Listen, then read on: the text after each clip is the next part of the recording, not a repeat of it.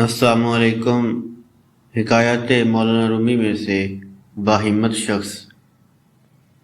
مولانا روم علیہ رحمہ فرماتے ہیں کہ لومڑی کی بزدلی ضرب المثل ہے، لیکن جس لومڑی کی کمر پر شیر کا ہاتھ ہو کہ گھبرانا مت، میں تیرے ساتھ ہوں، تو باوجود ضعیف الہمت ہونے کے اس کی پشت پناہی کے فیض سے اس قدر باہمت ہو جائے گی، چیتوں کے ریوڑ سے بھی ہرگز خائف نہ ہوگی، شیر پر نظر ہونے کی وجہ سے وہ دلیر ہو جائے گی۔ یہی حال اللہ تعالیٰ کے خاص بندوں کا ہوتا ہے کہ باوجود خستہ حال، شکستہ تن اور فاقہ زدہ چہروں کے باطل کی اکثریت سے خوف زدہ نہیں ہوتے۔ حضرت جعفر طیار رضی اللہ عنہ ایک قلعہ کو فتح کرنے کے لیے تنہا اس قوت سے حملہ آور ہوئے کہ معلوم ہوتا تھا گویا وہ قلعہ ان کے گھوڑے کے پاؤں کے سامنے ایک ذرہ کے برابر ہے۔ قلعہ والوں نے خوف سے قلعہ کا دروازہ بند کر لیا، کسی کو بھی سامنے آنے کی ہمت نہ ہوئی۔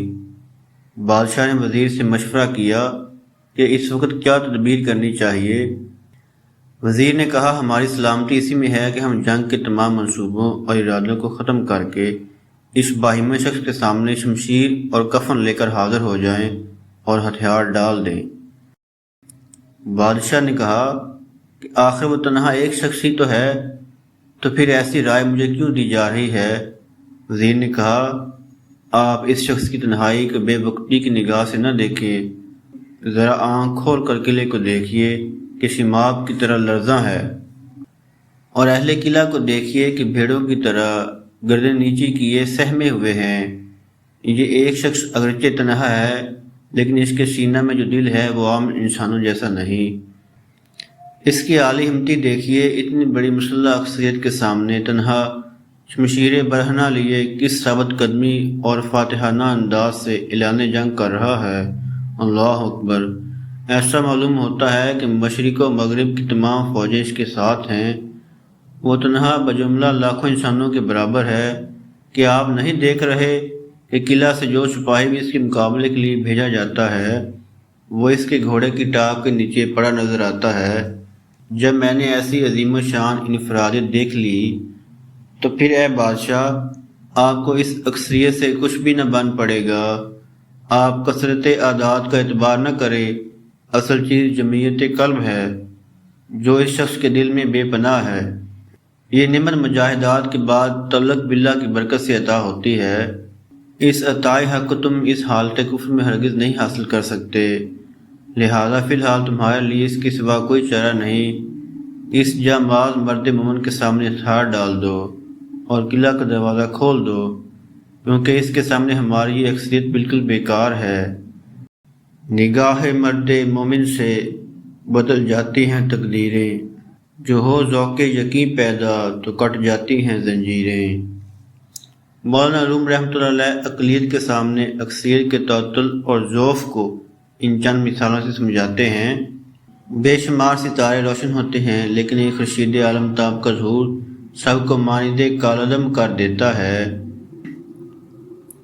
بے شک چوہے ہزاروں کی تعداد میں ہی کیوں نہ ہو، اگر وہاں لاغر و نحیف بلی بھی آ جائے تو چوہوں کی کثرت غلبہ ہیبت و خوف سے بیک وقت مفرور ہو جاتی ہے۔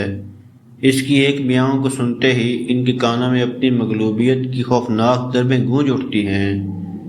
اس کے دانتوں اور پنجوں کی حرکات جابرانہ ان کو راہ فرار اختیار کرنے پر مجبور کر دیتی ہیں۔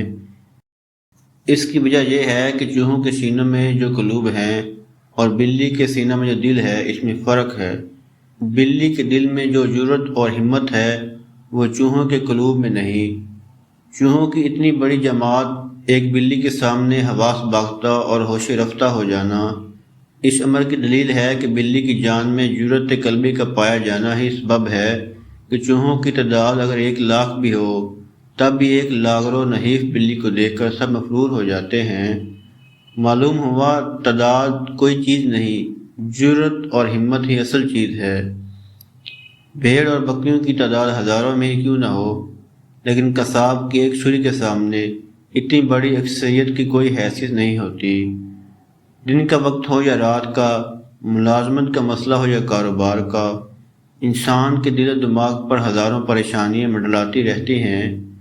ان افکار اور حواس کی کثرت پر نیند بیک وقت طاری ہو کر سب کو فنا کر دیتی ہے۔ جنگل میں بڑے بڑے سینگوں والے قدآور اور طاقت رکھنے والے جانور ہزاروں کی تعداد میں پائے جاتے ہیں، مگر اکیلا شیر کتنی دلیری سے حملہ کرتا ہے اور ان پر غالب آ جاتا ہے اور جس جانور کو چاہے ہلاک کر دیتا ہے۔ مولانا روم کی اس حکایت سے ہمیں یہ درس حیات ملتا ہے، جب نصرت الہی پر کامل یقین ہو جائے تو مومن کے دل سے مخلوق کا خوف ختم ہو جاتا ہے۔ انسان دنیا میں بہت سے برے کام مختلف قسم کے خوف کی وجہ سے کرتا ہے، اور خدا کی مدد پر یقین کامل ہو جائے تو انسان لاتعداد برائیوں سے بچ سکتا ہے۔ تمام نئے آنے والے دوستوں سے گزارش ہے کہ چینل کو سبسکرائب کریں اور بیل آئیکن کو ضرور پریس کریں۔ شکریہ۔